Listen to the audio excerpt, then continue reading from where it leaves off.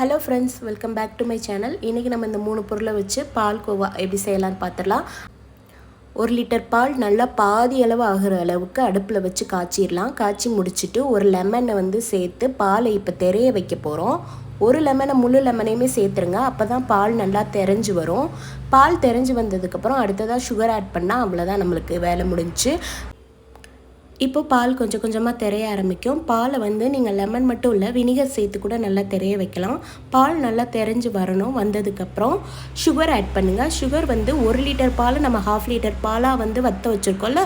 So 100 ml 400 ml of sugar add பண்ணுங்கள்.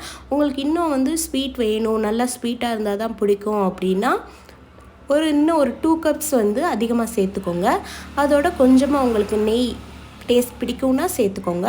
சேர்த்துக்கிட்டு நல்லா கிளறிட்டே இருங்க. ஏன்னா கிளற தான் நம்மளுக்கு பால்கோவா இன்னும் நல்லா நம்மளுக்கு வரும். இப்போ சுகர் ஆட் பண்ண போகிறோம். இந்த 100 ml தான் 4 கப் சுகர் இப்போ நான் ஆட் பண்ணியிருக்கேன். உங்களுக்கு டேஸ்ட்டுக்கு ஏற்ற மாதிரி 2 கப் சேர்த்து கூட ஆட் பண்ணிக்கோங்க.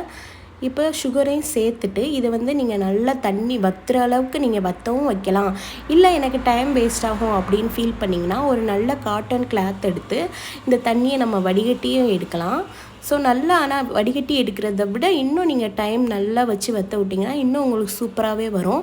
நாங்கள் வடிகட்டி எடுத்துட்டு பாருங்கள், நல்லா உதிரி உதிரியாக வந்திருக்கு. உங்களுக்கு உதிரி உதிரியாக வர பிடிக்கல அப்படின்னா நீங்கள் ஒரு சின்ன கப்பில் போட்டு நல்லா சூடாக இருக்கும்போதே அடைச்சி வச்சிட்டிங்கன்னா கொஞ்சம் நேரம் கழித்து நல்லா அது கட்டியாக சேர்ந்து வரும். அதை கட் பண்ணியும் சாப்பிட்லாம்.